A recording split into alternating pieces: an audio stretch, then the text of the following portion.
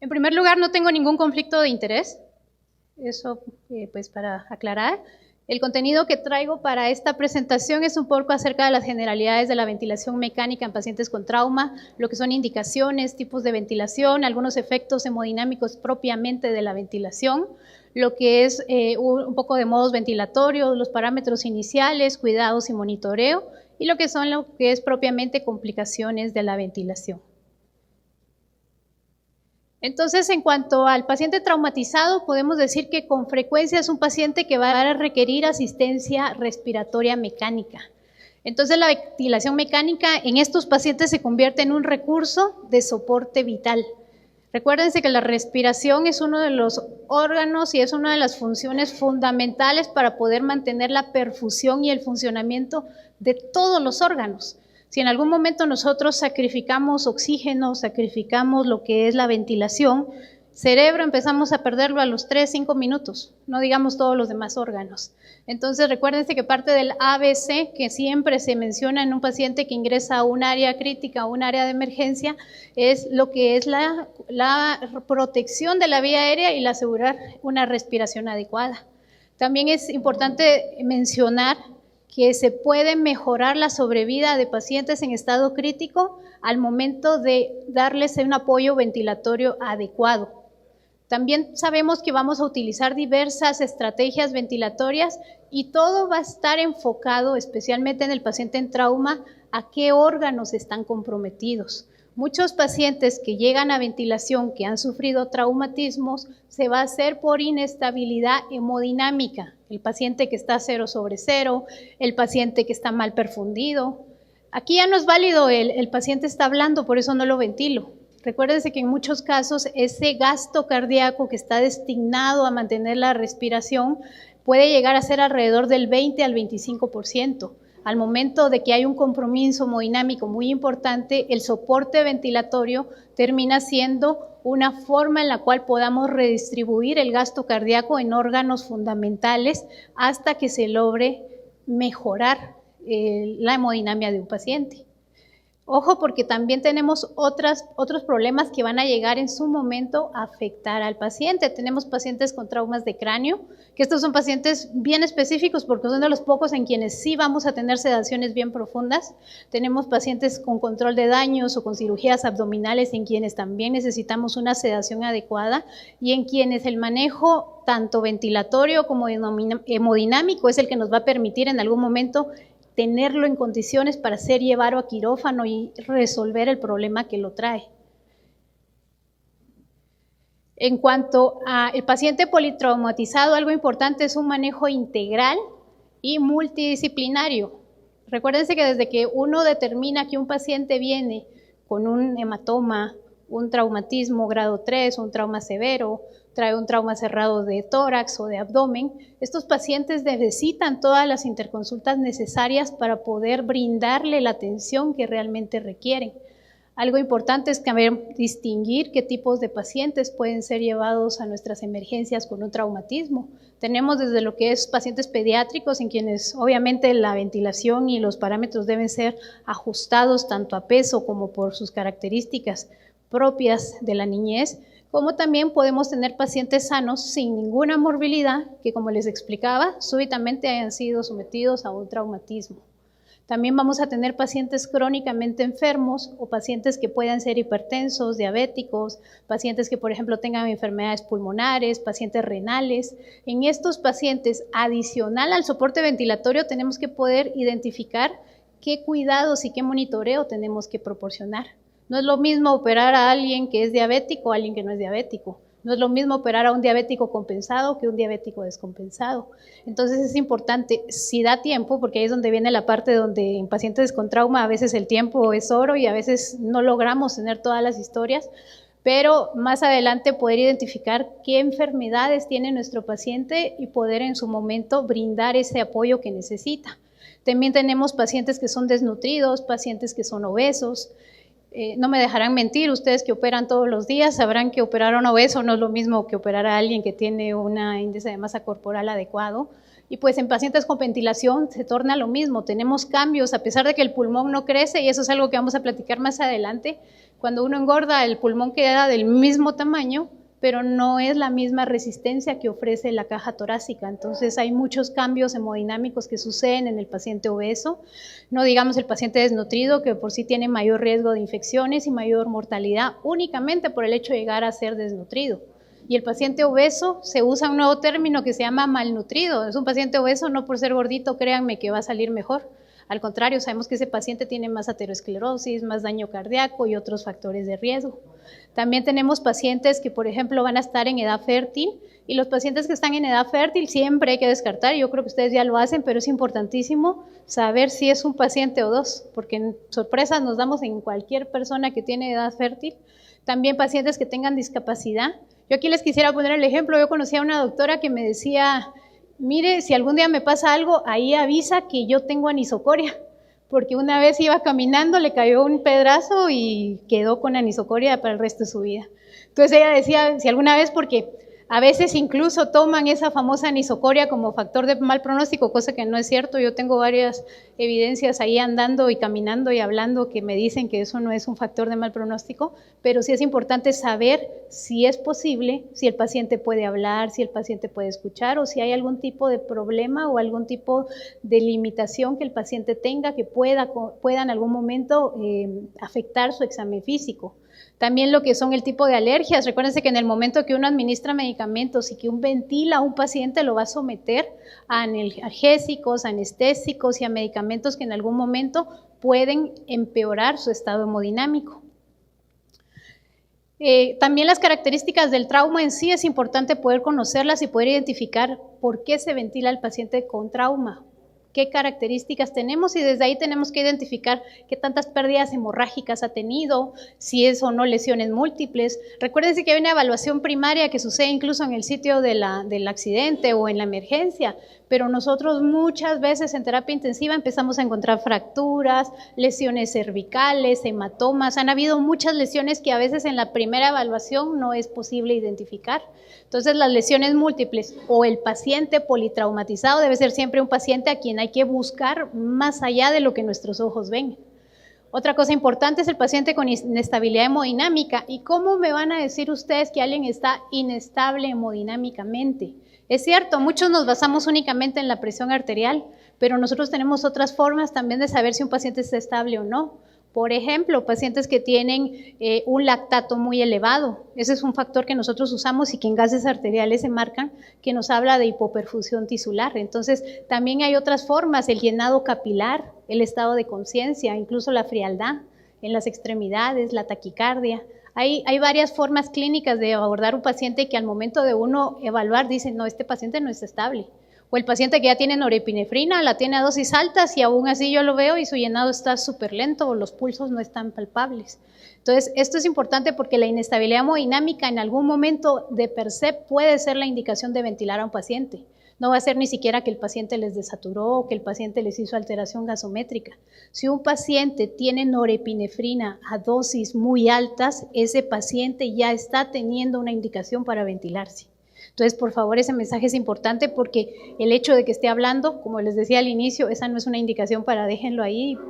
Me pasó hace como un mes, tenía un paciente con una pancreatitis, yo no lo estaba manejando, pero yo lo conocí cuando lo paso a evaluar 0/0, y yo solo sé que quien estaba de cirugía dejó la orden de déjenlo ahí con su tratamiento y no lo vayan a ventilar porque está hablando. Pero el paciente al examinarlo 0/0, no tenía pulsos, paciente corte a 1 hora, estaban ventilándolo en paro y falleció en cuestión de menos de media hora. Entonces un paciente que está 0/0 pareciera pues, redundancia tener que explicarlo, pero un paciente que no tiene presión o está hipotenso y es persistentemente hipotenso a pesar de una reanimación de las aminas, pues definitivamente es un paciente que necesita ser ventilado precozmente para que después no lo vayan a querer ventilar cuando ya esté en paro. Entonces, eso es algo importante que pues, me gustaría recalcar. Lesiones de la vía aérea. Recuérdense que muchas veces ni siquiera vamos a poder lograr una intubación en un paciente con un politraumatismo, un trauma facial. Entonces, desde entrada, pues ver un paciente que definitivamente no se pudo intubar o que tiene una lesión muy grande a nivel facial, asegurar una vía aérea se vuelve una de las prioridades en estos pacientes. Compromiso pulmonar, especialmente cuando hablamos de tórax inestable, contusiones pulmonares, neumotórax o pacientes en quienes, a pesar de haber inicialmente sido tratados, no se ve una mejora en cuanto a la expansión, en cuanto a la preservación de la respiración autónoma. Uno mira a un paciente que está con tiraje, con taquipnea, con uso de músculos accesorios, eso ya es una indicación clínica de valorar si el paciente necesita oxígeno, necesita ventilación no invasiva o necesita una ventilación invasiva. Y pues lesiones neurológicas, paciente con trauma de cráneo severo, uno al final de cuentas parte del manejo del edema cerebral va a ser sedar a ese paciente y asegurarle una adecuada oxigenación. Entonces, los traumatismos son bien diversos, el paciente politraumatizado es un libro entero, entonces vamos a tratar de enfocarnos en generalidades propiamente de la ventilación para poder en algún momento aplicarlas a los pacientes que estén a nuestro alcance. Entonces, la función básica de la respiración es intercambio gaseoso de oxígeno y dióxido de carbono. Esto lo decían nuestros libros desde que empezamos la carrera y hasta el día de hoy en intensivos sigue siendo algo que todos los días tenemos que recalcar. Entonces, ¿qué es el objetivo de la ventilación? Es poder proveer un soporte a la función respiratoria hasta que se logre la reversión total o parcial de la causa que hizo la disfunción respiratoria. En este caso, en un paciente sano sería el trauma, el momento en el cual el paciente tuvo una lesión que no le permitió continuar con su dinámica ventilatoria. Entonces, la ventilación llega a ser una ayuda artificial temporal, en la cual la introducción del gas a la vía aérea va a permitir que pueda, a través de un mecanismo externo, darse ese intercambio.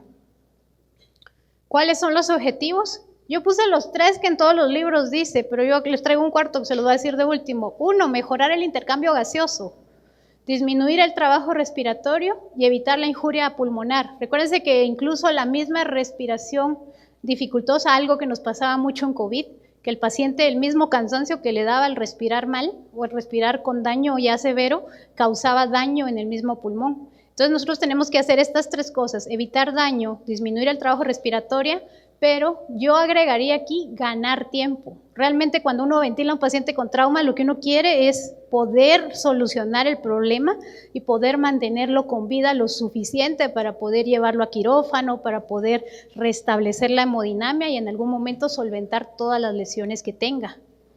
Es un gran viaje de la ventilación, no quiero entrar muy profundamente a esto porque es un libro solo de historia de la ventilación, pero nosotros desde lo que es el uso de una presión negativa, que es como se ventilaba inicialmente. Si ustedes se dan cuenta, este es el famoso pulmón de acero en el cual lo que se hacía era generar una presión en la cual la habitación o alrededor del paciente era donde se cambiaban las presiones, se generaba una presión negativa y eso era lo que hacía que el tórax se expandía. Entonces, incluso este paciente que está aquí todavía está vivo, es un paciente que todavía estuvo por la pandemia de polio, y que se acostumbró tanto al pulmón de acero y ahí sigue conectado a su pulmón de acero con todos sus cuidados. Entonces han evolucionado mucho lo que es la ventilación mecánica en cuanto a ventilaciones y en cuanto a lo que es las generaciones de los ventiladores. Yo sé que al menos en mi hospital sí hay, no sé cómo esté el hospital de San Marcos, pero estos ventiladores están aquí, muchos en esos aprendimos a ventilar. O sea, cuando era eso un externo ventilando manual, esa maquinita sonaba ahí en los pasillos y hacía su famoso ruido del shh. Creo que hasta los tenemos grabados en la mente porque nos sucede. Hasta el día de hoy realmente uno tiene acceso a lo que tenga, lo tiene que usar y lo tiene que tratar de usar bien. Obviamente cada uno va ofreciendo características diferentes, en algunos por ejemplo solo se usaba volumen controlado, en las siguientes generaciones lo que se agregó, que es lo que cambia la ventilación y la revoluciona, es algo que se llama disparo. Y no de los que pasan por ahí cuando hay una balacera, sino que un disparo es cuando el ventilador logra adaptarse al esfuerzo del paciente. Entonces ahí fue donde fue cambiando las generaciones y por eso es que pasamos de un modo controlado en el que el ventilador, uno dormía al paciente, lo dejaba completamente en coma, no dejaba que movieran nada y el ventilador hacía todo el trabajo, a las nuevas generaciones que lo que se va buscando es de que el ventilador se adapte al paciente y no al revés. Entonces, en estas nuevas generaciones lo que va sucediendo es que ya tenemos algunos parámetros adicionales en los cuales podemos ir monitorizando mejor al paciente, pero también podemos brindarle un poco más de sincronía al ventilador. Seguimos pasando de generaciones. Este que tenemos aquí lo acabamos de adquirir. Nosotros tenemos un tomógrafo de bioimpedancia que tiene la característica que hace una tomografía para poder definir cuánto de presión expiratoria necesita en tiempo real un paciente ventilado. Entonces, hay varias opciones y las generaciones y el futuro para la ventilación se mira sumamente amplio en cuanto a que cada vez se está adaptando más. Por ejemplo, el sensor de aquí en medio, la imagen se mira súper mal, les aseguro que así no eran mis diapositivas, pero tenemos ahorita sistemas NAVA que hacen que la función ventilatoria se adapte a la función cerebral y que el mismo paciente pueda en algún momento disparar cada respiración. Entonces, para poder en algún momento saber qué ventilador utilizar, yo les diría realmente, si sabemos ventilar en modos convencionales, probablemente vamos a sacar al 98.5% de los pacientes que vengan a nuestras emergencias. Nosotros en intensivo usamos modos no convencionales en pacientes bien localizados, por ejemplo, pacientes con COVID, estuvimos usando modos no convencionales, pero lo que es presión y volumen, la mayoría de ventiladores de nuestros hospitales lo tienen. Entonces, si sabemos usar eso, lo sabemos usar bien y sabemos la indicación, en qué momento aplicarlo, pues es lo ideal. Entonces, no me voy a detener mucho en las indicaciones de la ventilación. En trauma son mucho más sencillas porque, pues obviamente, el paciente que ya tiene retención de dióxido de carbono, que tiene hipoxemia, trastornos mixtos en los cuales se miran los dos, o en paciente que tiene inestabilidad para poder tanto mantener la respiración espontánea como los pacientes con lesiones cerebrales o los pacientes que en algún momento están hemodinámicamente inestables, esas son las indicaciones que vamos a usar. ¿Qué tipo de ventilación? Tenemos prácticamente dos tipos que son los más usados en cuanto a cómo vamos a ventilar a un paciente. La no invasiva tiene su lugar en el sentido que es una ventilación que puede apoyar al paciente sin necesidad de sedarlo. Obviamente esto lo usamos mucho en pacientes con enfermedad pulmonar obstructiva crónica o pacientes en quienes su estado de conciencia es lo suficientemente buena para poder ellos mantener esas interfaces que son las mascarillas o incluso la escafandra famosa que la conocimos ahí sí que muy de cerca muchos ahorita para la pandemia. Entonces prácticamente tenemos la elección entre no invasiva e invasiva. ¿Cómo la elegimos? Tenemos que saber qué diagnóstico tiene el paciente y tenemos, la indicación al final es la misma, insuficiencia respiratoria. Lo único es que pacientes para no invasiva tienen que estar hemodinámicamente estables. Esa es una característica y la otra es que el paciente tiene que tener un adecuado neurológico. Pacientes con edema cerebral, pacientes en quienes tengan lesiones abdominales, pacientes con traumas faciales no van a ser buenos candidatos. Entonces pienso que nos vamos a enfocar un poquito más a lo que es la invasiva porque muchos de nuestros pacientes desde el área del accidente ya los bomberos o quien lo recogió ya lo trae intubado incluso. Entonces vamos a enfocarnos un poquito ahí. Obviamente como les mencionaba hay interfaces, todas estas de acá son las de no invasivas. Cuando hablamos de ventilación invasiva, estamos hablando de tubo orotraqueal o traqueostomía. Y no me dejarán mentir, mucho paciente va a necesitar traqueostomía de emergencia cuando no es posible ni siquiera poder colocar una buena o realizar una buena intubación orotraqueal por ahí sí que problemas propiamente de la vía aérea.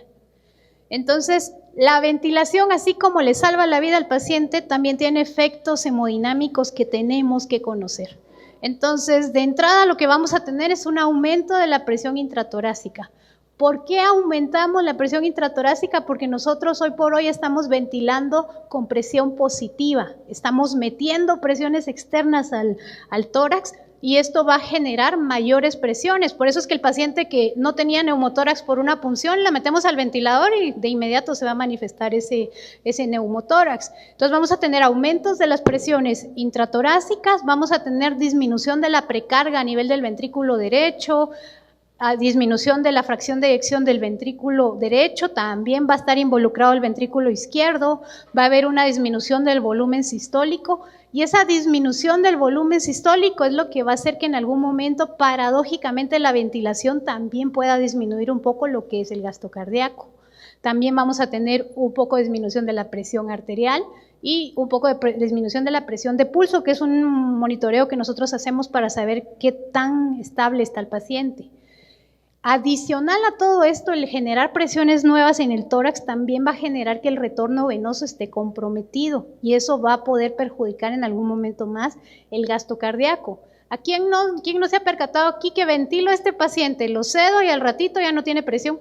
O al ratito el paciente que no tenía hipotensión se me hipotensó porque le pasé sedantes que de por sí suelen hipotensar a los pacientes, sino que adicional, esa presión adicional que estoy generando, que de por sí no es fisiológica, va a generar que el gasto cardíaco se comprometa. Entonces, un modo de ventilación, para hablar ahí sí que de la manera más clara, es la forma en que el ventilador va a ser configurado. Es cómo yo voy a programar que esa máquina funcione. Entonces, lo que voy a tener que buscar es que la sincronía entre el ventilador y la máquina mejore, sea lo más, ahí sí que complaciente posible y que pueda en su momento responder a la necesidad de ese paciente. Un paciente, por ejemplo, con una contusión pulmonar, un paciente con un neumotórax, un hemotórax, o un paciente que en algún momento ha sido llevado para una cirugía torácica, probablemente los parámetros deben ser ajustados a las necesidades tanto de oxigenación como de ventilación. Y lo más importante, y esto creo que es una de las metas para todos los que metemos a ventilación, no solo adaptar el ventilador al paciente, sino que ofrecer confort y seguridad. ¿A quién de aquí no le gustaría que el día de mañana, si en algún momento necesitases tener un tubo metido en la garganta por ventilación? Uno que no se acuerde uno de eso, y gracias a Dios el midazolam tiene ese efecto. Uno muchas veces ni siquiera se recuerda qué pasó en intensivo, precisamente porque tiene un efecto en el cual borra los recuerdos, pero también a uno le gustaría nunca recordar haber tenido dolor. Por eso es que una de las metas en cualquier paciente ventilado es poder asegurar una analgesia y anestesia adecuada. ¿Qué tan profunda? Depende del diagnóstico del paciente. Entonces les mencionaba, hay un modo convencional, modos no convencionales. Vamos a hablar únicamente de los convencionales, que son los que ustedes van a encontrar en casi todos los ventiladores. En cuanto a los la ventilación por modo volumen, nosotros lo que vamos a asegurar es de que la máquina, nosotros le ordenamos que meta cierto volumen al pulmón. Eso es lo que vamos a programar. Y entonces en cada ciclo vamos a entregar el mismo flujo y el mismo tiempo. Y eso va a hacer que el volumen sea constante. Esto tiene sus ventajas. ¿Por qué? Porque yo aseguro que el volumen sea el que el paciente necesita en cada respiración. La desventaja que tiene es de que como las máquinas, como dicen, uno es el inteligente, las máquinas no deberían ser más inteligentes que uno. Lo que se hace es decirle a la máquina, meta esto. ¿Qué es lo que sucede? Si el pulmón no está en condiciones de recibir ese volumen, lo que va a hacer es aumentar mucho las presiones dentro de la caja torácica y eso va a inducir más lesión pulmonar. Entonces, por eso es que independientemente de qué presión, cuando uno ventila por volumen, la máquina va a meter el volumen que yo le ordene. Entonces, esto me puede generar problemas en cuanto a las presiones. Entonces, no voy a tener mucho en lo que es la forma en la que el ventilador mete ese volumen, pero prácticamente vamos a tener una curva en la cual se va a ir introduciendo el volumen que yo le programé y vamos a tener una fase expiratoria en la cual se va a eliminar lo que es el dióxido de carbono. Lo que es la ventilación por presión, que hoy por hoy creo que es una de las que más se usan en las terapias intensivas, lo que yo voy a hacer es entregar en cada inspiración una presión que yo voy a elegir.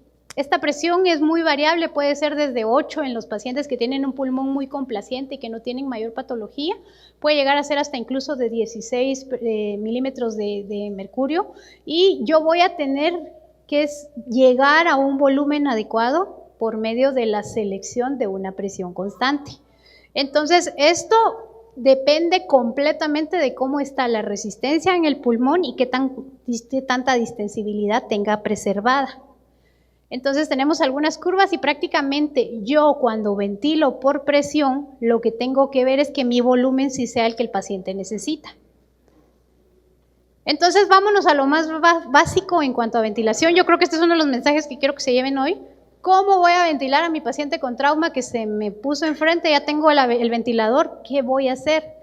Estos parámetros son bien básicos, pero nos van a servir porque estos son los iniciales, los vamos a ir modificando conforme la respuesta del paciente, conforme el oxímetro, conforme los gases arteriales. Cuando yo inicio la ventilación, la frecuencia respiratoria suele ser estándar, entre 12 y 20, y yo la voy a ir aumentando si en algún momento yo deseo barrer dióxido de carbono. Yo quiero hiperventilar a mi paciente y eso me va a ayudar a liberar un poco más de dióxido de carbono. Y si yo quiero retener un poco, yo tiendo a bajar la frecuencia respiratoria. Estos cambios los vamos a hacer con respecto a gases arteriales. El volumen tidal, ustedes me oyeron hablar de volumen, volumen y volumen. El volumen es la cantidad de aire que yo voy a meter a un pulmón. Cuando empezaron a estudiar la ventilación se dieron cuenta que entre más volumen le meta yo a un pulmón, más daño le puedo meter. Entonces, yo siempre hago la analogía con un globo. ¿Qué pasa si uno lo sopla y le mete demasiado aire? Es mucho más fácil que se reviente. Algo así sucede cuando hablamos de daño inducido por ventilador. Cuando hablamos de que tenemos que ventilar por volumen o presión, el volumen que yo tengo que lograr identificar en mi ventilador tiene que ser al menos de 6 a 8 cc por kilo de peso. En un paciente, por ejemplo, de 50 kilos, yo lo quisiera ventilar a 6, sería más o menos 300 ml el volumen que yo quisiera. Yo siempre les digo, traten de tener un volumen mínimo y un volumen máximo y mantenerlos ahí. Pero ojo, porque es peso ideal. Esto es importante porque, como les explicaba al inicio, el pulmón, aunque uno suba 200 libras, 300 libras, el pulmón sigue siendo el mismo tamaño. Entonces, esta ventilación se va a programar en base a la talla del paciente. Entonces, también tengo lo que es un PEP. El PEP es algo que se incluyó ya hace mucho tiempo a lo que es la ventilación. Y esto lo que hace es que cuando uno tenga un alveolo, al final de cada ciclo ventilatorio, el alveolo no se colapse y no se quede a cero. Al mantener una presión al final de la expiración, lo que logramos es de que en el próximo ciclo sea más fácil reclutarlo. Yo les hago también el ejemplo con la misma vejiga o globo que les mencionaba. No es lo mismo que yo le dé a un niño pequeño una vejiga nueva y lo ponga a soplar, a que yo le sople un poquito y se la dé.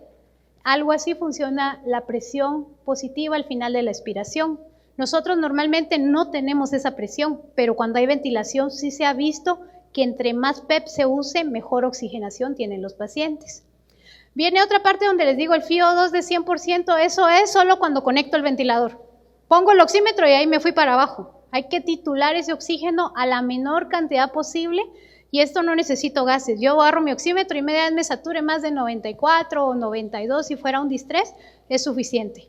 Y la presión pico, las presiones hacen daño, entre más altas estén pueden causar mucho colapso de los alveolos. Entonces yo tengo en los ventiladores, la gran mayoría me identifica presión pico. Presión meseta yo tengo que hacer una maniobra para medirla, pero si ustedes tienen a un paciente ventilado y les empieza a marcar una presión pico mayor a 30, ojo porque el paciente o no está bien sedado o ese pulmón está siendo dañado, ya sea porque tenga, por ejemplo, alguna rigidez que algo le esté causando o que haya demasiado daño a nivel pulmonar.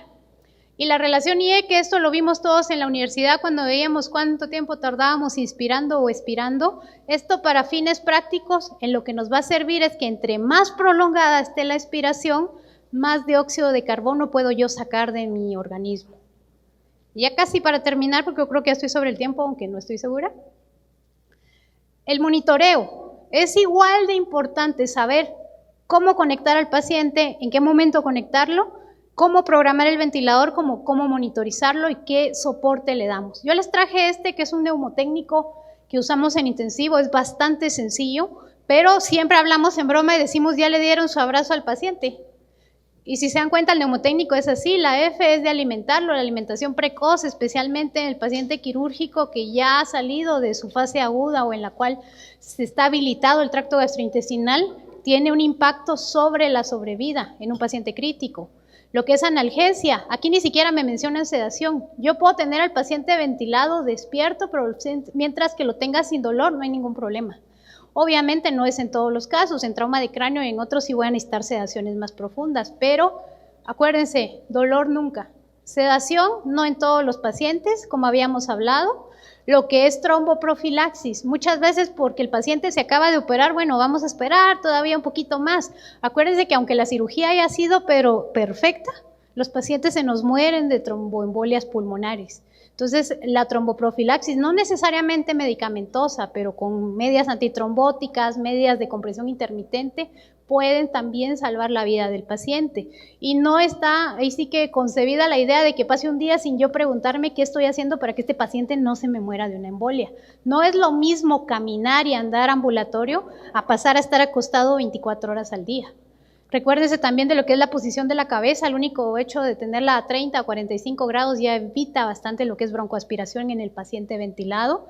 Profilaxis de úlceras, que en muchos casos ni siquiera es démosle omeprazol a todos, es denle comida. Con que le demos comida al paciente, su riesgo de úlceras por estrés disminuye. Lo que es control de glucemias, el famoso 110, 180, eso también repercute en la sobrevida de un paciente ventilado. Y algo que también es importante ver es lo de las pruebas de respiración espontánea. Nosotros estamos metiendo a un paciente a ventilación y ya estamos ese mismo día pensando cuándo lo saco del ventilador. ¿Por qué? Porque sabemos que entre más tiempo pase ahí, más complicaciones va a tener. Se nos puede infectar, el paciente va a tener muchas complicaciones si permanece innecesariamente ventilado. También nos hablan del cuidado intestinal, si el paciente en algún momento no hace un ilio, si el paciente no hace, por ejemplo, necesitan procinético. También nos mencionan acerca de lo que es retirar catéteres innecesarios. Y por último nos hablan la descalación de antibióticos. Lo que son las complicaciones, ya esta es mi penúltima diapositiva, nos habla acerca de que un paciente que está ventilado deberíamos tener todas las precauciones para que no se desconecte o se extube accidentalmente. Al menos a mí hoy me pasó en la mañana, paciente que lo acaban de bañar, al rato 200 de frecuencia cardíaca, saturando 90. Luego ya no tenía entrada de aire y el tubo ya estaba hasta 26, creo que o sea, le metieron todo lo que pudieron un tubo orotraqueal solo por la bendita bañada. Yo sé que es importante la limpieza, pero realmente la extubación accidental no debería ocurrir en nuestros intensivos. La mala posición del tubo, eso también es muy común que cuando un paciente esté ventilado, el tubo vaya directamente hacia el bronquio principal derecho. Por eso es que es mandatorio no solo auscultarlo, sino que también tener controles radiológicos con cada cierta frecuencia para poder identificar si en algún momento no está en buena posición un tubo orotraqueal. Fugas también es común cuando el paciente, ya sea con una invasiva o con la intubación orotraqueal, si no está bien inflado el balón, seguramente el paciente puede tener no solo hipercapnia y va a empezar a retener CO2, sino que el paciente en algún momento va a dejar de expandirles o se les va a desaturar. Lesiones en la piel, tanto por la fijación como por las máscaras que usamos de interfaz. La obstrucción del tubo orotraqueal, eso es muy común también, lamentablemente el famoso moco asesino que le hablábamos nosotros. Entonces es importante poder mantener bien monitorizado desde lo que son las resistencias hasta lo que es la presión, porque el ventilador es mentira de que súbitamente se tapó ese tubo. Uno se da cuenta, el ventilador empieza a aumentar presiones o empieza el paciente a expandir menos cuando va a haber alguna obstrucción, e incluso en las mismas curvas que podemos vigilar puede verse en el momento en que empiezan a acumularse secreciones dentro del paciente. Asincronías, que eso es lo que yo les decía, que por eso es que tratamos de que el ventilador se ajuste al paciente, y lo que es las sobreinfecciones. Por último, lo que son este tipo de lesiones inducidas por el ventilador son hoy por hoy el objetivo en la ventilación. Sabemos que el barotrauma va a suceder por excesivas cantidades de presiones en la vía aérea. Lo que es el biotrauma es el daño que yo le provoco al ponerle oxígeno a alguien que no lo necesita. También tengo lo que es el atelectotrauma, que para eso es que se usa el PEP. Entre más yo colapse los pulmones, más daño le voy a provocar a este pulmón. Y por último, lo que es el volutrauma, que es cuando yo pongo un exceso de volumen y daño el alveolo por eso. Entonces, ya como mensaje para llevar a casa, el paciente traumatizado necesita un abordaje multidisciplinario. La ventilación lo que proporciona al final de todo esto es un aporte vital transitorio para poder ganar tiempo. Se requiere individualizar las necesidades ventilatorias del paciente y la atención precoz y la evaluación temprana es fundamental para el pronóstico. Se deben conocer todos los modos, al menos los que tengamos a nuestro alcance. Yo no les voy a pedir que empiecen con los modos más extraños, realmente no los usamos frecuentemente, incluso nosotros en el intensivo casi no los usamos. Tienen mayor evidencia y mejor sobrevida pacientes que se ventilan en modos convencionales, y es presión y volumen, no hay otro. Presión soporte lo usamos para retirar el ventilador, pero si ustedes saben agudamente manejar bien a alguien en presión o en volumen, ese paciente va a salir. Y el confort del paciente es fundamental. Entonces, agradezco mucho su atención, lamentamos los inconvenientes, pero pues estoy para servirles y un gusto y gracias por la invitación.